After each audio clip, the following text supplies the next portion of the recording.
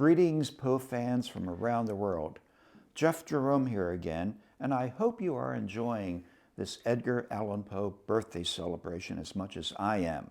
I'm really excited about this because it gives me a chance to work with such talented people. And right now, I'm sitting with Mr. Stephen Mead. Stephen, good to see you again. Well, it's great to be here. All righty. This is a fine actor. I'm so glad he's become part of the program. Now, Stephen, we have people from around the world watching us. Would you share with them why Poe, and your background? Okay, so one of my parents is British and the other one American. I was actually born in the US but grew up in London, which is why I talk like this. So I did train as an actor, but these days what I find much more satisfying than being in somebody else's play or TV show or movie is to do dramatic storytelling, and especially from the works of Charles Dickens and Edgar Allan Poe. For one thing, I love their works, I love their way with words. Also, when they were writing their works, they were very well aware that their works would be read out loud a lot. So they made sure that their works would sound right when they were spoken. I mean, that was actually very important. I mean, people had to make their own entertainment back then, of course. That's right. And so reading out loud was just as important as reading it silently to yourself. So it works, both of them work very well when they are spoken. And of course, Edgar Allan Poe is so dramatic and so kind of mysterious and intriguing and fascinating and kind of spooky, of course. So that is what appeals to me about it. That's all very fascinating. How many stories do you have in your brain? Yeah, I think about 5 stories and a few of the poems as well. And you memorized you memorized them. Yes, all I of do. these stories. Yes, if I do memorize it. To me, if I have memorized it, it becomes part of me. Whereas if you're looking at a text, to me, that's like it's something outside of myself. But if I actually learn it, it becomes part of me. That's the way it makes me feel, anyway. And sometimes people see me do these long texts and they think I have some kind of special ability to remember long texts. No, not really. Maybe I have a bit of a knack of doing that, but it takes a lot of work. You have to be very motivated, and you have to be willing to put in hours and hours, weeks, months of drumming those lines into your head. Well, that's amazing. And you do it, you memorize each word. You don't change anything. It's word for word. That is always my goal. I might slip every now and then, but it is always my goal to do these works exactly as they were written, because Dickens and Edgar Allan Poe are great geniuses of authors, and whatever they have come up with is going to be much better than anything I would substitute for their actual wording. That's great. Now, you're in for a real treat. We did a practice run of The Pit and the Pendulum, and I'm telling you, I had goosebumps. I'm sitting there going, this is just the way Poe meant it to be. So you're in for, you're just fantastic. Well, that's very kind of you. People realize that the Spanish Inquisition lasted for hundreds of years. It only stopped when Napoleon invaded Spain and his forces closed the Inquisition down. Yes, one of the good things that Napoleon did. Yes. Exactly, yeah. It may surprise a lot of people, and I tell people that Poe read the newspaper. He was very aware of what was happening around him and used many of these things in his stories. And there were a lot of magazines and books being published about the Spanish Inquisition, and people could not get enough of it. So Poe comes along and goes, hey, this sounds good. And he wrote The Pit and the Pendulum, a masterful story. Well, I think, are we ready to go into The Pit and the Pendulum? I'm ready. Very good. Always a pleasure. Thank you, sir. Always and we'll wonderful to see be you here. in a little bit for the next story coming along after this one.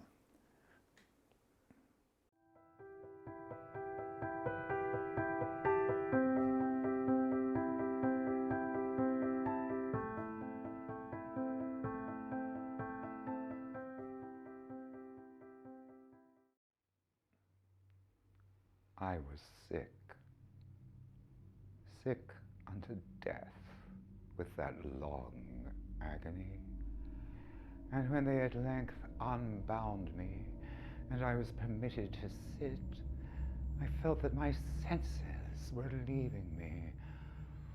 The sentence, the dread sentence of death, was the last of distinct accentuation which reached my ears. After that, the sound of the inquisitorial voices seemed merged in one dreamy, indeterminate hum. It conveyed to my soul the idea of revolution, perhaps from its association in fancy with the burr of a mill wheel. This only for a brief period, for presently I heard no more. Yet for a time I saw, but with how terrible an exaggeration, I saw the lips of the black-robed judges. They appeared to me white and thin even to grotesqueness, thin with the intensity of their expression of firmness, of immovable resolution, of stern contempt of human torture. I saw that the decrees of what to me was fate were still issuing from those lips. I saw them writhe with a deadly locution. I saw them fashion the syllables of my name, and I shuddered because no sound succeeded. I saw, too, for a few moments of delirious horror, the soft and nearly imperceptible waving of the sable draperies which enwrapped the walls of the apartment. And then my vision fell upon the 7 tall candles upon the table. At first they wore the aspect of charity, and seemed white, slender angels who would save me. But then all at once there came a most deadly nausea over my spirit, and I felt every fiber in my frame thrill as if I had touched the wire of a galvanic battery, and the angel forms became meaningless specters with heads of flame, and I saw that from them there would be no help. And then there stole into my fancy, like a rich musical note, the thought of what sweet rest there must be in the grave. The thought came gently and stealthily, and it seemed long before it attained full appreciation. But just as my spirit came at length properly to feel and entertain it, the figures of the judges vanished as if magically from before me. The tall candles sank into nothingness. Their flames went out utterly. The blackness of darkness supervened. All sensations appeared swallowed up in a mad rushing descent as of the soul into Hades. Then silence and stillness and night were the universe. I had swooned, but still will not say that all of consciousness was lost. What of it there remained I will not attempt to define or even to describe, yet all was not lost. In the deepest slumber, no. In delirium, no. In a swoon, no. In death, no. Even in the grave, all is not lost. Else there is no immortality for man. Arousing from the most profound of slumbers, we break the gossamer web of some dream. Yet in a second afterwards, so frail may that web have been, we remember not that we have dreamed. In the return to life from the swoon, there are 2 stages. First, that of the sense of mental or spiritual. Secondly, that of the sense of physical existence. It seems probable that if upon reaching the second stage we could recall the impressions of the first, we should find those impressions eloquent in memories of the gulf beyond. And that gulf is what? How at least shall we distinguish its shadows from those of the tomb? But if the impressions of what I have termed the first stage are not at will recalled, yet after a long interval do they not come unbidden, while we marvel whence they come? He who has never swooned is not he who finds strange palaces and wildly familiar faces in coals that glow, Is not he who beholds floating in mid-air the sad visions which the many may not view? Is not he who ponders over the perfume of some novel flower? Is not he whose brain grows bewildered over the meaning of some musical cadence which has never before arrested his attention? Amid frequent and thoughtful endeavors to remember, amid earnest struggles to regather some token of that state of seeming nothingness into which my soul had lapsed, there have been moments when I have dreamed of success. There have been brief, very brief intervals when I have conjured up remembrances which the lucid reason of a later epoch assures me could have had reference only to that period of seeming unconsciousness. These shadows of memory tell indistinctly of tall figures that lifted and bore me in silence down, down, still down, till a hideous dizziness oppressed me at the mere idea of the interminableness of the descent. They tell also of a vague horror at my heart on account of that heart's unnatural stillness. Then comes a sense of sudden motionlessness in all things, as if those that bore me, a ghastly train, had outrun in their descent the limits of the limitless, and paused from the wearisomeness of their toil. After this I call to mind flatness and dampness, and then all this madness, the madness of a memory which busies itself among forbidden things. Very suddenly there came back to my soul motion and sound, the tumultuous motion of the heart, and in my ears the sound of its beating. Then a pause in which all is blank. Then again sound and motion and touch, a tingling sensation pervading my frame. Then the mere consciousness of existence without thought, a condition which lasted long. Then very suddenly thought and shuddering horror and strong effort to comprehend my true state. Then a strong desire to relapse into insensibility. Then a rushing revival of soul and a successful effort to move. And now a full memory of the trial, of the judges, of the sable draperies, of the sickness, of the sentence, of the swoon. An entire forgetfulness of all that followed, of all that a later day and much earnestness of endeavor have enabled me vaguely to recall. So far I had not opened my eyes. I felt that I lay upon my back unbound. I reached out my hand and it fell heavily upon something damp and hard. There I suffered it to remain for many minutes while I strove to imagine where and what I could be. I longed, yet dared not to employ my vision. I dreaded the first glance at objects around me. It was not that I feared to look upon things horrible, but that I grew aghast lest there should be nothing to see.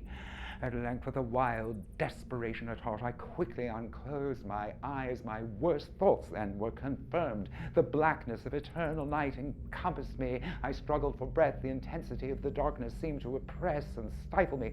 The atmosphere was intolerably close. I still lay quietly and made effort to exercise my reason. I brought to mind the inquisitorial proceedings and endeavored from that point to deduce my real condition.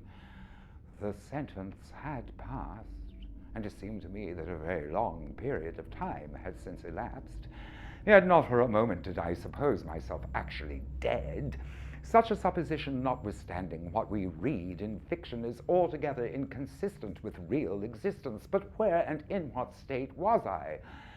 The condemned to death, I knew, perished usually at the altos da fe, and one of these had been held on the very night of the day of my trial. Had I been remanded to my dungeon to await the next sacrifice, which would not take place for many months, this I saw at once could not be. Victims had been an immediate demand.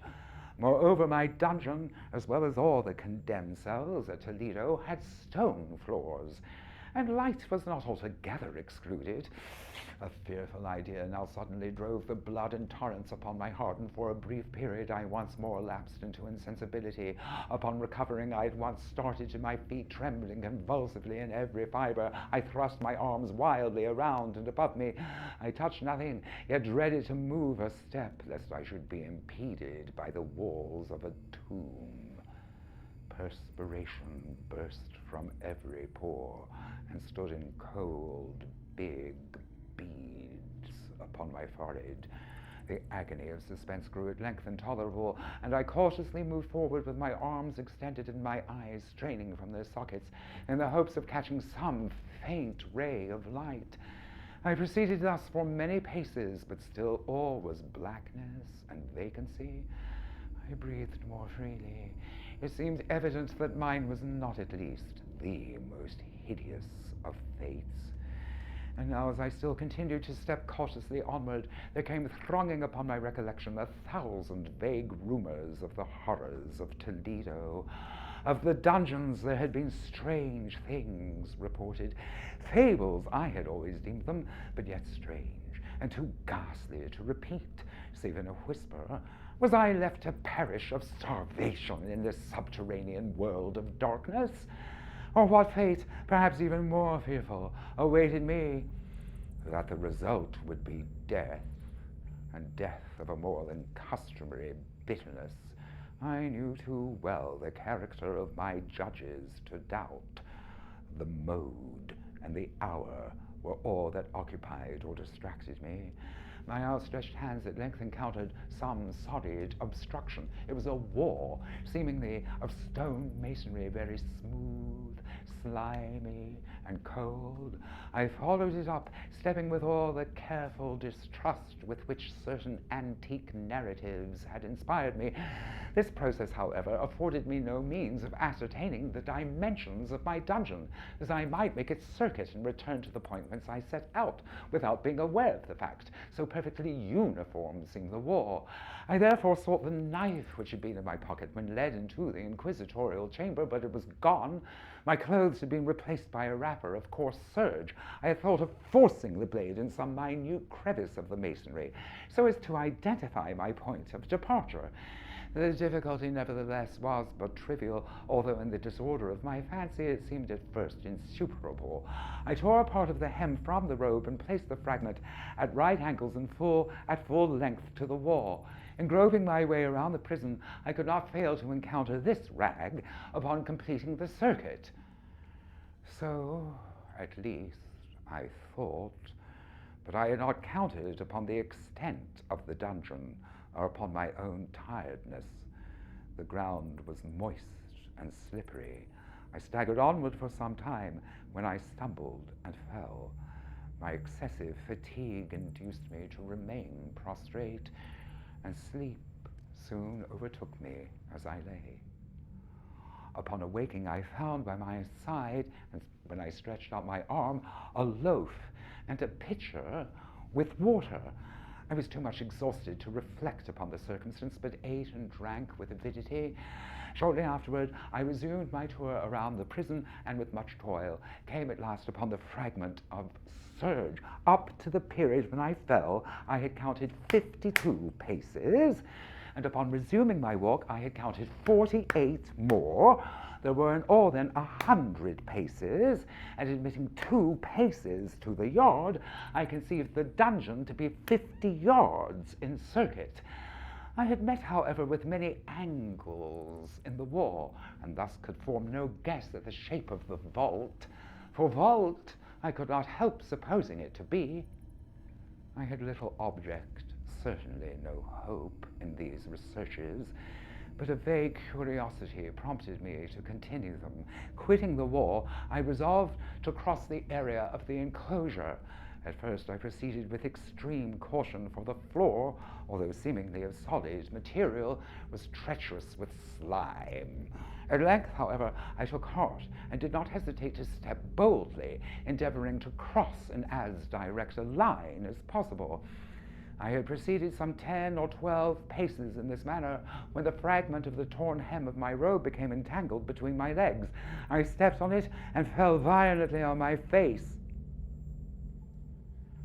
In the confusion attending my fall, I did not immediately apprehend a somewhat startling circumstance, which yet in a few seconds afterwards, and while I still lay prostrate, arrested my attention. It was this: my chin rested upon the floor of the prison, but my lips and the upper portion of my head, although seemingly at a less elevation than my chin, touched nothing. At the same time, my forehead seemed bathed in a clammy vapor, and the peculiar smell of decayed fungus arose to my nostrils. I put forward my arm and shuddered to find that I had fallen at the very brink of a circular pit, whose extent, of course, I had no means of ascertaining at the moment. Groping about the masonry just below the margin, I succeeded in dislodging a small fragment and let it fall into the abyss.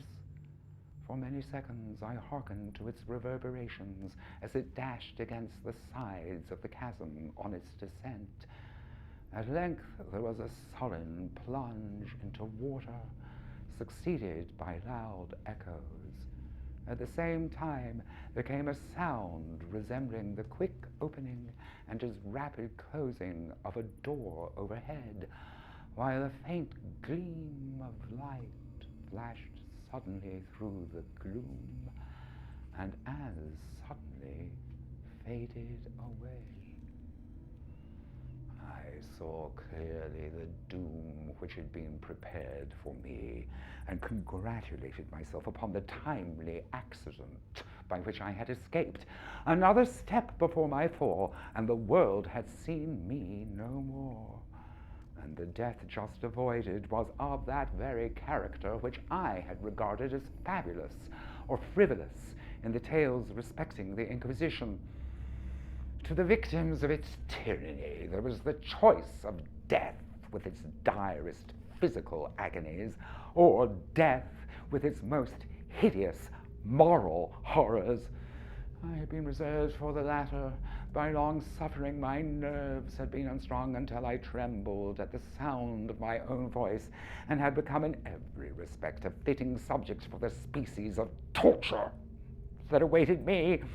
Shaking in every limb, I groped my way back to the wall, resolving there to perish rather than risk the terrors of the pits, of which my imagination now pictured many in various positions about the dungeon. In other conditions of mind, I might have had courage to end my suffering by a plunge into one of these abysses, but now I was the veriest of cowards. Neither could I forget what I had read of these pits, that the sudden extinction of life formed no part of their most horrible plan. Agitation of spirit kept me awake for many long hours, but at length I again slumbered. Upon arousing, I found by my side as before a loaf and a pitcher with water. A burning thirst consumed me, and I emptied the vessel at a draught. It must have been drugged, for scarcely had I drunk before I became irresistibly drowsy. A deep sleep fell upon me, a sleep like that of death. How long it lasted, of course, I know not. But when once again I unclosed my eyes, the objects around me were visible by a wild, sulphurous luster, the origin of which I could not at first determine. I was enabled to see the extent and aspect of the prison. In its size, I had been greatly mistaken. The entire circuit of its walls did not exceed 25 yards. For many minutes this fact occasioned me a world of vain trouble, vain indeed, for what could be of less importance under the terrible circumstances which environed me than the mere dimensions of my dungeon? But my soul took a wild interest in trifles, and I busied myself in efforts to account for the error I had committed in my measurement. The truth at length flashed upon me. In my first attempt at exploration, I had counted 52 paces. I must have then been within a pace or two of the fragment of serge. In fact, fact, I had nearly performed the circuit of the vault. I then slept, and upon resuming my walk, I must have returned upon my steps, thus supposing the circuit nearly double what it actually was. My confusion of mind prevented me from observing that I began my tour with the wall to the left and ended it with the wall to my right. I had been deceived, too, with regard to the shape of the enclosure.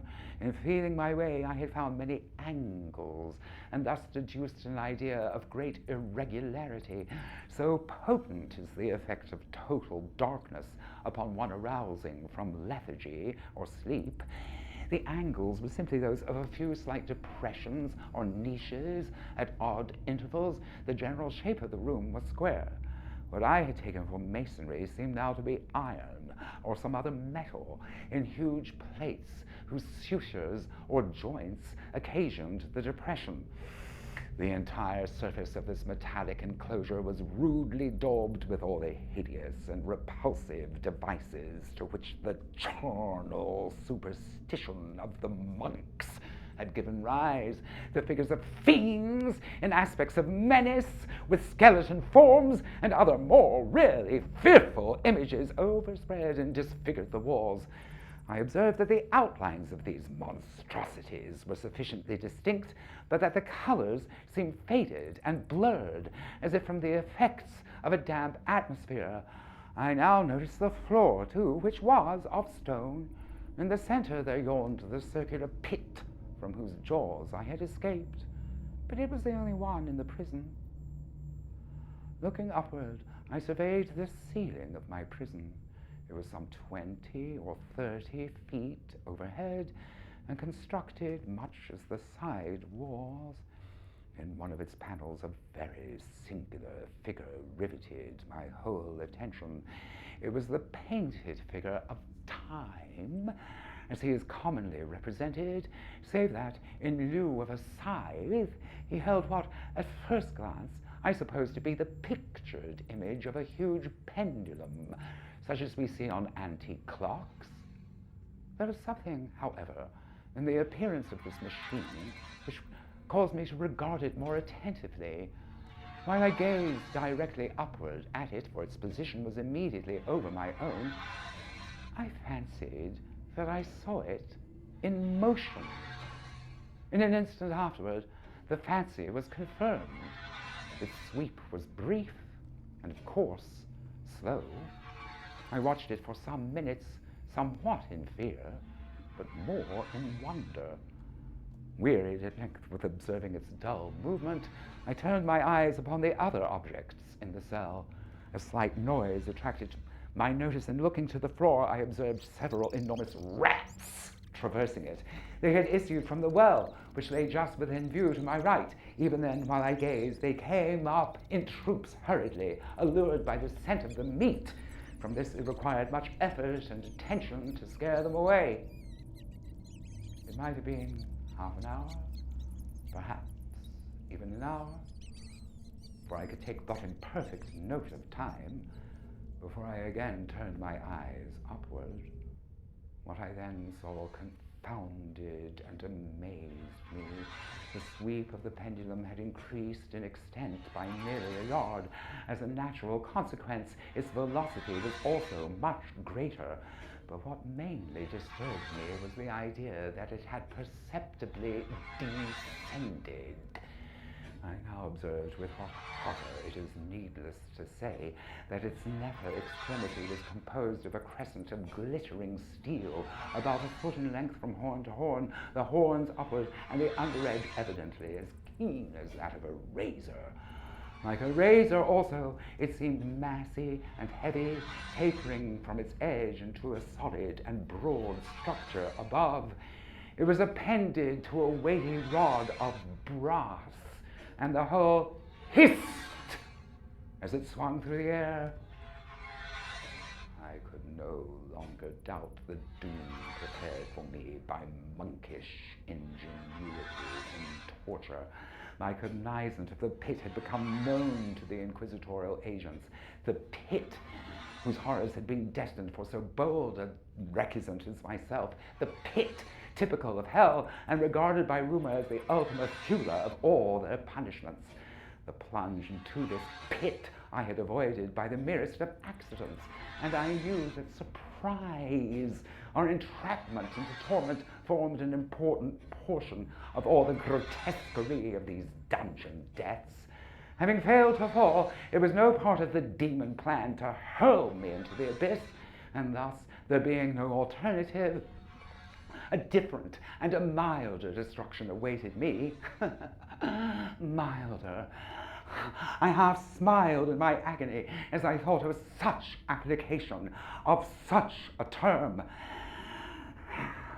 All this I observed unsteadily and with much effort, for my personal condition had been greatly changed during slumber.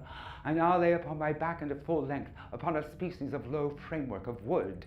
To this I was securely bound by a heavy strap resembling a surcingle. It passed in many convolutions about my limbs and body, leaving at liberty only my head and my left arm, to such extent that I could, by dint of much effort, supply myself with an earthen dish that had food in it by my side on the floor. I saw to my horror that the pitcher had been removed. I say to my horror, for I was consumed with intolerable thirst. This thirst, it appeared to be the object of my tormentors to stimulate, for the food in the dish was meat, pungently seasoned. What boots it to tell of the long, long hours of horror more than mortal during which I watched the rushing oscillations of the steel, inch by inch, line by line, with a descent only perceptible at intervals that seemed long ages down, and still down it crept. Days passed. It might have been that many days passed ere it swept so closely over me so as to fan me with its acrid breath. The odor of the sharp steel forced itself into my nostrils. I prayed. I wearied heaven with my prayers for its more speedy descent. I grew frantically mad and strove to press myself upwards against the sweep of the fearful scimitar. And then I fell suddenly calm and lay smiling at the glittering death, as a child at some rare bauble. There was another interval of utter insensibility. It was brief, for upon again lapsing into life there had been no perceptible descent of the pendulum, but it might have been long, for I knew there were demons who took note of my swoon, and who could have arrested the vibration at pleasure. Upon my recovery, too, I felt very, inexpressibly sick and weak, as if through long inanition. Even amid the agonies of that period, the human nature craved food. With painful effort, I outstretched my left arm as far as my bonds permitted, and took possession of the small fragment that had been spared me by the rats. As I placed a portion of it within my lips, there rushed to my mind a half-formed sort of joy of hope. Yet what business had I with hope? It was, as I say, a half-formed thought. Man has many such which are never completed. I felt that it was of joy of hope, but I felt, too, that it had perished in its formation. In vain I sought to perfect, to regain it. Long suffering had nearly annihilated all my ordinary powers of mind. I was an imbecile, an idiot. The vibration of the pendulum was at right angles to my length. I saw that the crescent was designed to cross the region of the heart.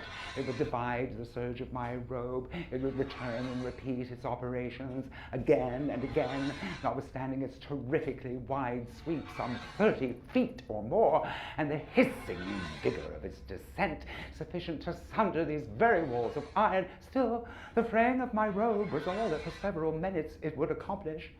And at the thought I paused. I dared go no farther than this reflection. I dwelt upon it with a pertinacity of attention, as if in so dwelling I could arrest here the descent of the pendulum. I forced myself to ponder upon the sound of the crescent as it should pass across the garment, upon the peculiar thrilling sensation which the friction of cloth produces on the nerves. I pondered on all this frivolity until my teeth were on edge. Down, steadily down it came. I took a frenzied pleasure in contrasting its downward with its lateral velocity. To the right, to the left, far and wide, with the shriek of a damned spirit. To my heart, with the stealthy pace of the tiger. I alternately laughed and howled as the one or the other idea grew predominant. Down, certainly, relentlessly down. It vibrated within 3 inches of my bosom. I struggled violently, furiously to free my left arm. This was free only from the elbow to the hand. I could reach the latter from the platter beside me to my mouth with great effort, but no farther. Could I have broken the bonds above the elbow, I would have seized and attempted to arrest the pendulum. I might as well have attempted to arrest an avalanche. Down, still unceasingly, still inevitably down. I gasped and struggled at each vibration. I shrunk convulsively at its every sweep. My eyes followed its upward or outward whirls with the keenness of the most unmeaning despair. They closed themselves spasmodically on the descent, although death would have been a relief. Oh, how unspeakable. Still, I shuddered to think how slight a sinking of the machinery would precipitate that keen, glistening axe upon my bosom. It was hope that prompted the nerve to quiver, the frame to shrink. It was hope, the hope that triumphs on the rack, that whispers to the death-condemned, even in the dungeons of the Inquisition. I saw that some 10 or 12 vibrations would bring the steel in actual contact with my robe, and with this thought there came suddenly over my spirit all the keen collected calmness of despair.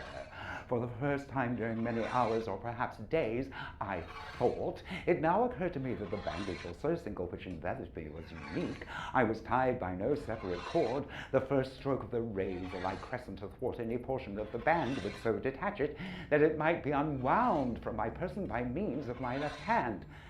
But how fearful in that case the proximity of the steel, the result of the slightest struggle, how deadly. Was it likely, moreover, that the minions of the torturer had not foreseen and provided for that possibility? Was it probable that the surcingle crossed my bosom in the path of the pendulum?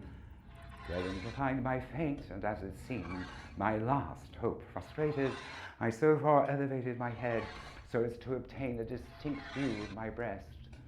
The surcingle enveloped my limbs and body close in all directions, save in the track of the destroying crescent. Scarcely had I dropped my head back into its original position than there rushed to my mind what I cannot better describe than as the unformed half of that idea of deliverance to which I have previously alluded, and of which a moiety only floated indeterminately through my brain when I raised food to my burning lips. The whole thought was now present, feeble, scarcely sane, scarcely definite, but still entire. I proceeded at once, with the nervous energy of despair, to attempt its execution. For many hours, the immediate vicinity of the low framework upon which I lay had been literally swarming with rats. They were wild, bold, ravenous, their red eyes glaring upon me as if they waited but for motionlessness on my part to make me their prey. To what food, I thought, have they been accustomed in the well? They had devoured, in spite of all my efforts to prevent them, all but a small fragment of the contents of the dish. I had fallen into an habitual seesaw or wave of my hand about the platter. At length the unconscious uniformity of the movement deprived it of effect. In their voracity, the vermin frequently fastened their sharp fangs in my fingers. With the particles of the oily and spicy viand which now remained, I thoroughly rubbed the bandage wherever I could reach it. Then, raising my hand from the floor, I lay breathlessly still. At first, the ravenous animals were startled and terrified at the change, at the cessation of movement. They shrank alarmedly back. Many sought the well, but this was only for a moment. I had not counted in vain upon the voracity. Observing that I remained without movement, one or two of the boldest leapt upon the framework and smelt at the surcingle. This seemed the signal for a general rush. Forth from the well they hurried in fresh troops. They clung to the wood, they overran it, and leaped in hundreds upon my person. The measured movement of the pendulum disturbed them not at all. Avoiding its strokes, they busied themselves with the anointed bandage. They pressed, they swarmed upon me in ever-accumulating heaps. They writhed upon my throat, their cold lips sought my own. I was half stifled by their thronging pressure. Disgust, for which the world has no name, swelled my bosom and chilled with a heavy clamminess my heart. Yet 1 minute, and I felt that the struggle would be over. Plainly I perceived the loosening of the bandage. I knew that in more than one place it must be already severed. With a more than human resolution, I lay still. Nor had I erred in my calculations, nor had I endured in vain. I at length felt that I was free. The surcingle hung in ribbons from my body, but the stroke of the pendulum already pressed upon my bosom. It had divided the serge of my robe. It had cut through the linen beneath. Twice again it swung, and a sharp sense of pain shot through every nerve. But the moment of escape had arrived. At a wave of my hand, my deliverers hurried tumultuously away. With a steady movement, cautious, sidelong, shrinking, and slow, I slid from the embrace of the surcingle and beyond the reach of the pendulum. For the moment at least, I was free, and in the grasp of the Inquisition. I had scarcely stepped from my wooden bed of horror onto the stone floor of the prison when the motion of the hellish machine ceased, and I beheld it drawn up by some invisible force through the ceiling. This was a lesson which I took desperately to heart. My every movement was undoubtedly watched. Free, I had but escaped death in one form of agony, to be delivered unto worse than death in some other. With that thought, I nervously rolled my eyes around on the barriers of iron that hemmed me in.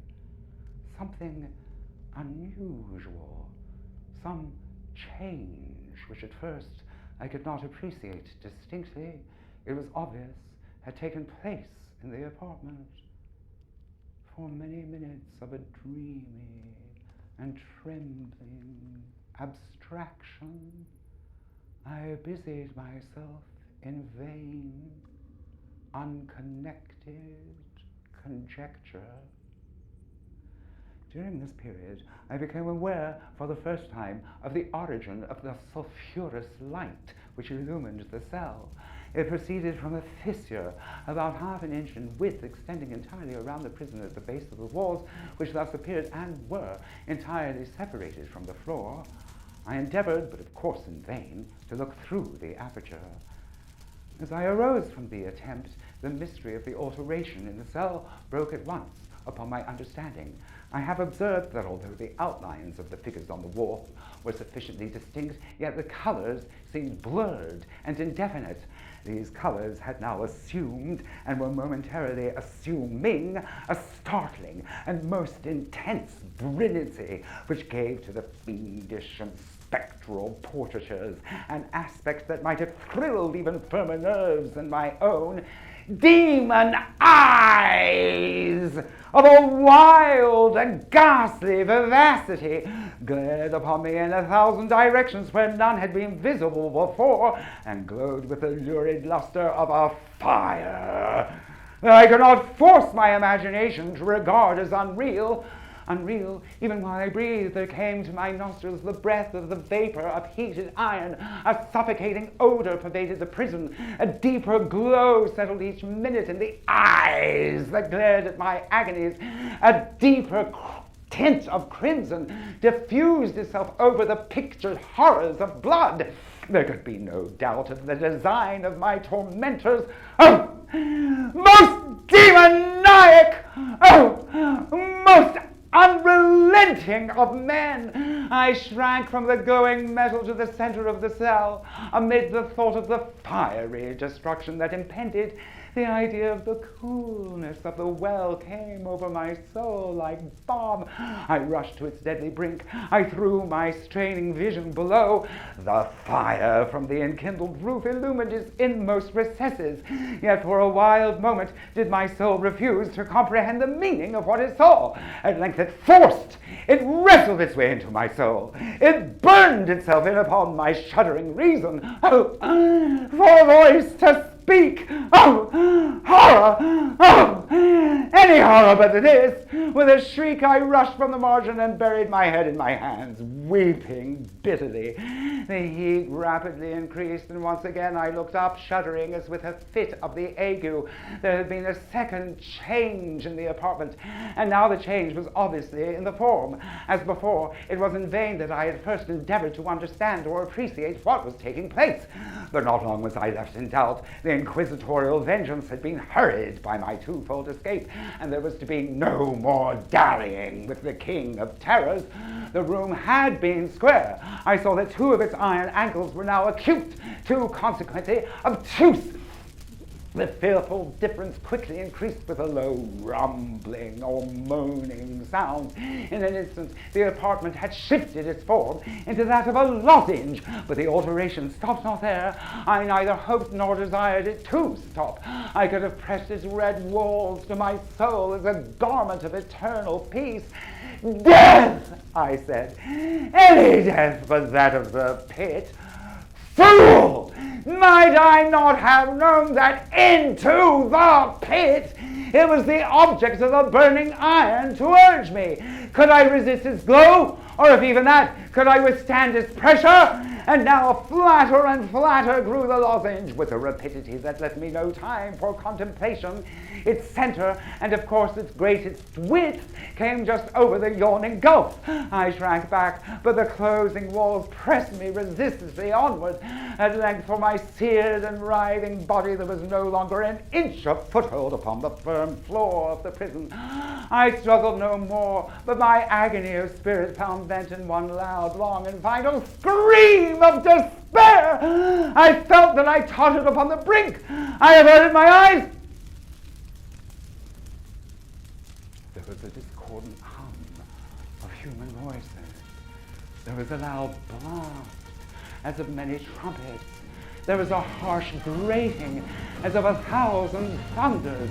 The fiery walls rushed back.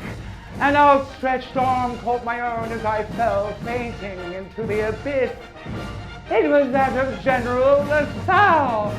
The French army had entered Toledo. The Inquisition was in the hands of its enemies.